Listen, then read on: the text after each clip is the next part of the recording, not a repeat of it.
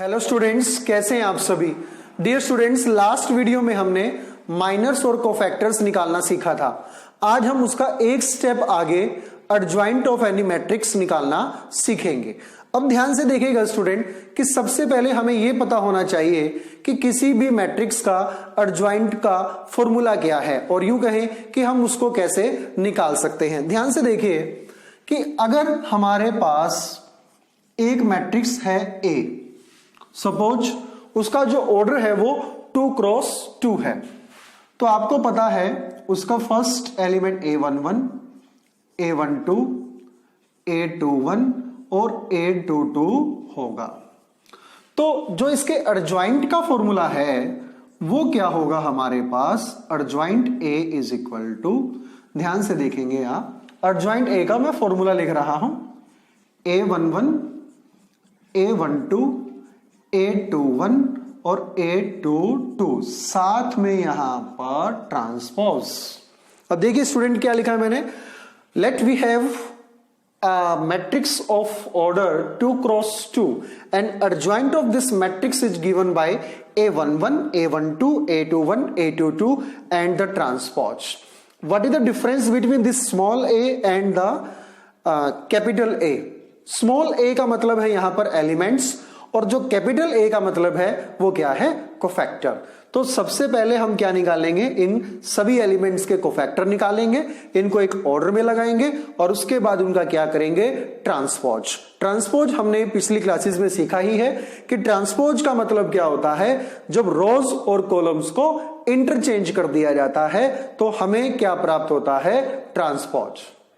अब ध्यान से देखिए स्टूडेंट, सपोज मैं एक छोटा सा एग्जांपल ले लेता हूं, लेट कि मेरे पास एक 2 क्रॉस 2 ऑर्डर मैट्रिक्स है 1 2 3 4, ओके, और हमें निकालना है इसका एडजॉइंट A।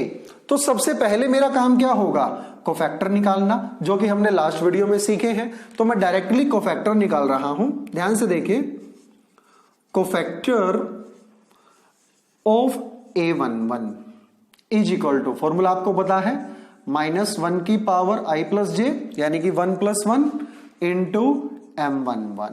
ओके स्टूडेंट, ऐसे ही कोफैक्टर ऑफ A12 -1 की पावर 1 + 2 इंटू M12 और कोफैक्टर ऑफ एलिमेंट A13 -1 की पावर 1 + 3 इंटू M13 नहीं है यहां पर क्योंकि 2 क्रॉस 2 ऑर्डर का है, तो 21, तो यहां पर क्या हो जाएगा 2 + 1 इंटू M21 और A22 में क्या हो जाएगा स्टूडेंट, -1 की पावर 2 + 2 इंटू M22, जहां पर M11, M12, M21 और M22 क्या है, हमारे माइनर्स हैं। अब देखिए स्टूडेंट, इनकी वैल्यू निकाल रहे हैं हम। आपको पता है -1 की पावर 2 यानी कि पॉजिटिव वैल्यू है। M11 इसका माइनर क्या होगा, 4 और +4 क्योंकि ये पॉजिटिव है। M12 ये है हमारा, A12 का कोफैक्टर क्या है, M12, तो इसका कोफैक्टर क्या होगा हमारा माइनस, तो यहां पर है स्टूडेंट, और M12 माइनर क्या होगा, इसका माइनर 3, तो ये क्या हो गया -3। A21 कोफैक्टर किसका निकालना है, A21, तो माइनस तो ऑलरेडी है ही है क्योंकि -1 की पावर ओड है। M21 माइनर 21, तो 21 का माइनर ये है 21, इसका माइनर क्या है 2, तो ये क्या हो गया हमारे पास -2 और ये पॉजिटिव लेना है आपने। M22 इसका माइनर ये क्या है 1।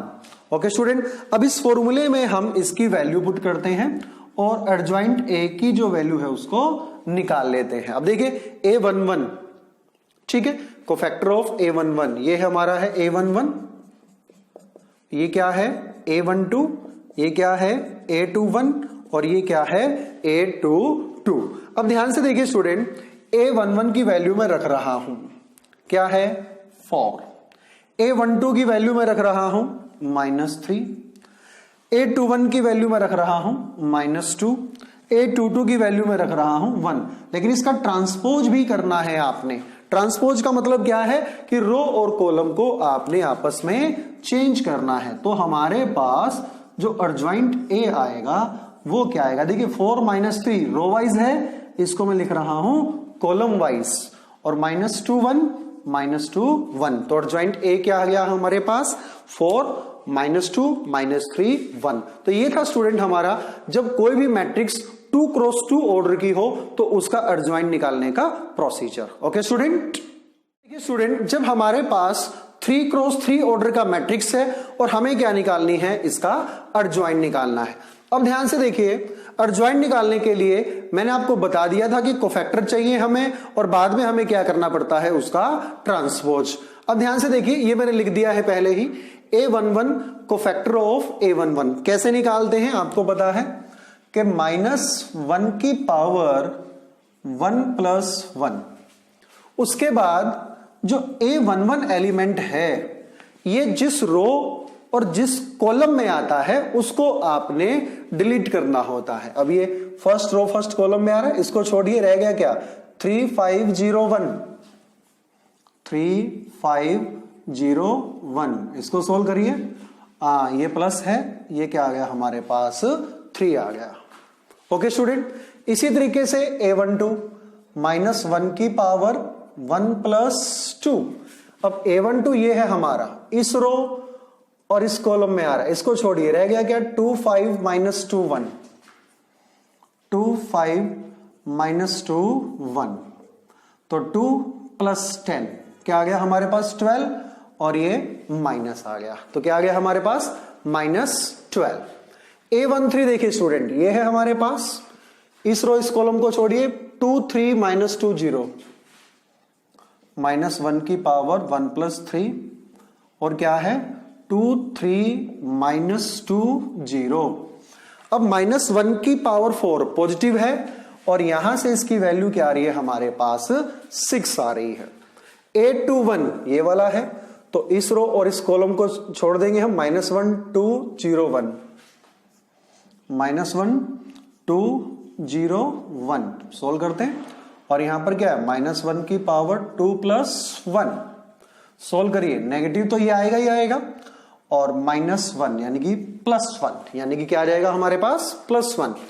A22 ये है हमारे पास, ध्यान से देखिए, इसको बिल्कुल बीचों बीच वाली छोड़ देनी है, 1 2 - 2 1, 1 2 - 2 1, और -1 की पावर 2 + 2 यानी कि पॉजिटिव वैल्यू है, 1 + 4 कितना आ गया स्टूडेंट 5, 1 + 4 5, 2 3 ये वाला एलिमेंट, इसको छोड़ेंगे और इसको छोड़ेंगे, ध्यान से देखिएगा, 1 - 1